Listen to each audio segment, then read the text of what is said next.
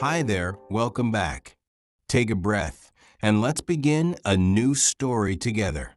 This one is about finding peace after losing direction, about how a single quiet decision can lead you back to yourself. As you listen, you'll not only practice English naturally, but also discover how renewal begins, not with perfection, but with one small step forward. Because sometimes starting again isn't about changing your life completely. It's about finally hearing the voice that's been waiting inside you all along. In those days, I measured myself by what I had not achieved. I woke up with a knot in my chest, scrolled through the lives of others, and told myself I was late. Late to success, late to change, late to meaning. Every morning, I promised that tomorrow I would begin again. Wake earlier, focus more, speak differently, live better. But tomorrow always arrived wearing the same face as today. I moved through the world like a ghost that nobody noticed, carrying invisible weight. I smiled when I was supposed to. I agreed when I didn't mean it.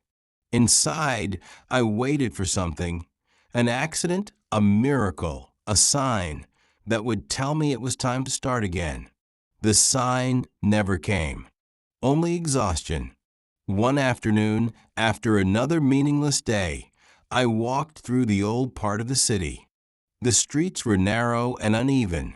The air smelled of rain and dust. Somewhere between two stone walls, I saw a small wooden shop I had never noticed before. Its door was open, and inside, the smell of ink and paper hung heavy. Stacks of old books leaned against each other, their pages yellowed and alive. I stepped inside. There was no one at the counter, only a dim lamp and a soft ticking sound, like an old clock breathing. On a table lay a single book, its cover plain and worn. A thin ribbon hung from its spine, and though there were hundreds of other books, my eyes kept returning to that one. I don't know why, but I reached for it. The pages were blank, every single one. At the bottom of the first page, a faint line of writing appeared, as if drawn by invisible ink. Today you begin again. Something in me shifted. The words were simple, but they felt like truth.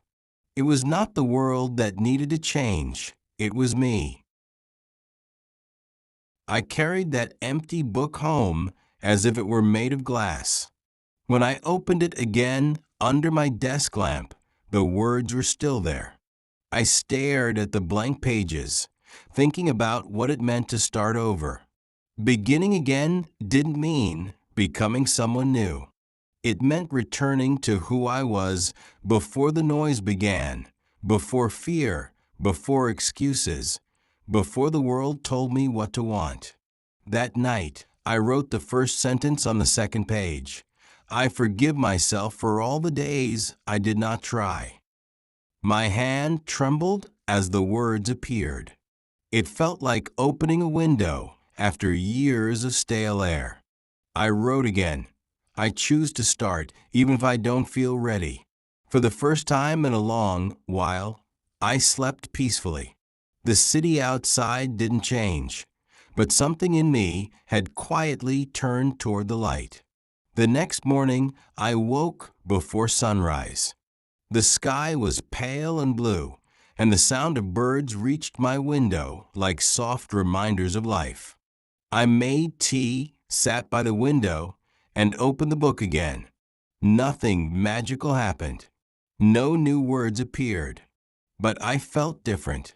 The heaviness that once filled my chest had loosened. I didn't have a plan, but I had direction forward. I decided that each day, no matter how small, I would fill one page. Not with goals or deadlines, but with moments that felt real. A quiet sunrise, a kind word, a single line that reminded me I was still alive. By the end of the week, 7 pages were full. Nothing perfect, nothing extraordinary, but honest. Each word was a footprint leading out of the fog. As I continued, I began noticing other things. People's faces looked softer. Colors seemed clearer. The air carried warmth I hadn't felt in years. It wasn't the world that had brightened. It was my perception. Starting again had cleared a lens I didn't know was dirty. I realized something simple but powerful. The world doesn't wait for us to be ready. It simply moves, inviting us to move with it. Every moment we delay, life continues, quietly, beautifully, without our permission. The question is never when to begin, but why not now? It was early morning when I left the old city. The streets were quiet, and mist hung low over the rooftops. In my bag, the empty book rested between a loaf of bread and a folded map. I didn't know where I was going. I only knew I couldn't stay. Sometimes beginning again means walking away from everything familiar, not because it was wrong, but because you've outgrown it. The road outside the gate stretched wide and endless. Each step felt uncertain, but honest. I had no plan, no promise of success, only the will to move.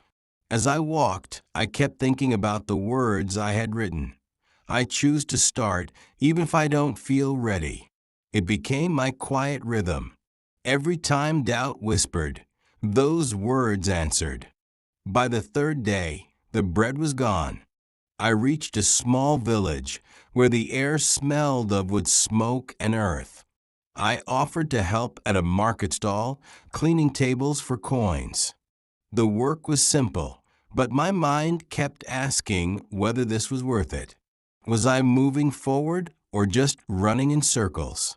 One evening, a storm came suddenly. The market closed early, and the road turned to mud. My shoes soaked through. My bag was heavy with rain. I wanted to quit, to turn back, to say it had been enough. But quitting would only return me to the emptiness I'd left behind. I found shelter under a tree, opened the soaked book, and watched water stain the pages. Something in that moment felt cruel and real. New beginnings aren't protected from a storm. They are tested by it. When morning came, I dried the book under sunlight. The pages wrinkled, but they didn't break. I smiled quietly. Maybe that was the point, to be changed, not ruined, by the weather of life. In the weeks that followed, I worked wherever I could. Some days brought kindness, others brought silence. But with each sunrise, I wrote one line in my book. One morning, while carrying crates for a shopkeeper, I felt a wave of exhaustion. My hands were blistered, my back stiff. I wondered whether effort without reward meant anything. Then I looked at my hands, dirty, tired, alive.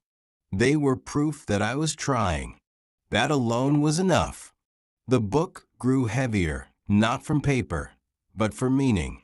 Every line I had written began to feel like a conversation with the person I was becoming. I began to see effort differently.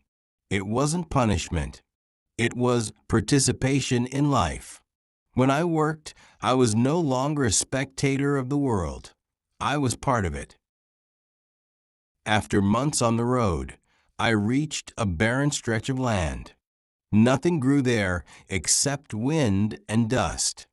Days were hot, nights cold, and thoughts became loud again. Walking through that desert was like walking through my own mind. Every fear I had buried came back to speak. What if I failed? What if I was meant for nothing more than wandering? But somewhere inside, another voice began to rise, not loud, but steady. It said, keep walking. And so I did. I stopped searching for signs, stopped asking for comfort. Each step became its own prayer. When I finally reached the other side, I didn't celebrate. I simply sat on the ground, opened my book, and wrote. Persistence is not about speed. It's about direction. The wind lifted the corners of the page as if agreeing. For the first time, I understood that faith is not believing everything will be easy.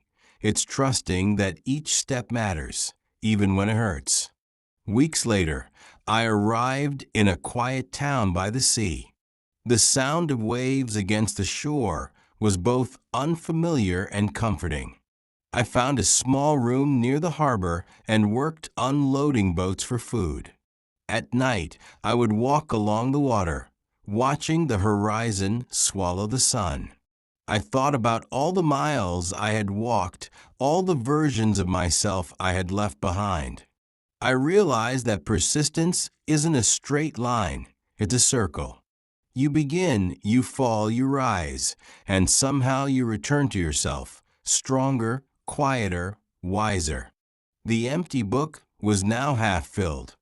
The ink smudged, the pages rough, but every mark was honest. It no longer looked like a record of progress. It looked like a map of becoming. One evening, as I turned to a blank page, I noticed something faintly written at the bottom. It wasn't my handwriting. Soft and pale, it read, "Those who keep walking will find themselves again." I smiled in the dim light. Perhaps it had always been there, waiting for me to see it. Life in the seaside town moved at its own rhythm. Morning began with the call of seagulls and the scent of salt drifting through open windows. I found peace in repetition, the weight of ropes in my hands, the steady pull of the tide, the sound of wood creaking beneath my feet. There was something healing about small work. It didn't demand perfection. It only asked for presence. Each motion became a prayer. Lift, tie, breathe, release.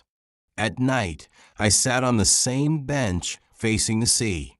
The waves came and went, always different, always the same. In their movement, I saw my own reflection, the endless rhythm of falling and rising, breaking and beginning again. I started noticing the people around me. The fisherman with his cracked hands, the woman who sang while sweeping her doorstep, the children chasing light across the sand. They weren't chasing success or meaning. They were simply living, and that was enough. One afternoon, as I was helping unload a small boat, a traveler passed through the port. He carried little more than a bag and a calmness that felt familiar. We shared a meal by the docks, bread, olives, and silence. He told me he had been on the road for years, searching for something he couldn't name. I listened quietly, recognizing the same ache I once carried. He spoke of mistakes, regrets, and the endless effort to become someone better. For a while we sat without words, watching the sunset bleed gold into the sea. Then, softly, I said what had taken me months to learn. That peace isn't found by running from pain. It grows when we stop fighting life and start listening to it. The traveler smiled, as if hearing something he already knew but had forgotten. Before leaving, he placed a small stone in my hand, smooth, white, perfectly ordinary. He said it reminded him to stay grounded no matter where he went. After he left, I held the stone and understood. Every person who crosses our path leaves something behind, a lesson, a reflection, a quiet reminder that we are all learning how to live. Days passed, and I began writing differently in the book. Not goals, not reflections, just moments of gratitude. The sound of rain against the roof, the warmth of tea between cold hands, the laughter of strangers who didn't need to know my name. I realized that life didn't ask for greatness. It asked for attention. To see, to feel, to love gently without demand. Love had once seemed like something distant, an emotion reserved for others. But now I saw it everywhere, woven quietly into the fabric of ordinary things. Love and effort, love and patience, love in beginning again, even when no one notices. And as I filled the final pages of my book, I discovered that it was never really empty. It had been waiting for me to fill it with awareness. The blank space was not absence, it was invitation. Months later, I returned to the old city. The streets looked smaller, the air different. The shop where I had found the book was still there, door open as before. But inside, the shelves were empty, dust shimmering in the light. On the same table lay a single book, another one, plain and untouched. I opened it carefully. The first page was blank except for a faint line of words. Someone once began here, and so can you. I closed it gently, smiling. Perhaps every book was meant for someone who had forgotten how to start. Perhaps we all find our own way back through the same door, just at different times. I left the shop, not taking the new book with me. It belonged to the next traveler. Back home, I placed my worn book on the table beside the stone the traveler had given me. The last page was still blank. I thought about filling it, but then I stopped. Some things are meant to remain open, like a breath that never ends. I stepped outside. The sky was painted with the colors of evening. Children were playing. A dog barked in the distance. The world alive with its ordinary beauty. For a long time, I had chased meaning, waiting for life to begin. But now I understood. It had been happening all along, quietly, faithfully, waiting for me to notice. Beginning again wasn't about escaping who I was. It was about remembering who I had always been. I took one last deep breath of the cool air and whispered the words that had once appeared on that first page, not as instruction this time, but as gratitude. Today, I begin again. If this story made you feel calm or helped you understand yourself a little more, please like this video, share it with a friend, and subscribe for more peaceful English listening practice.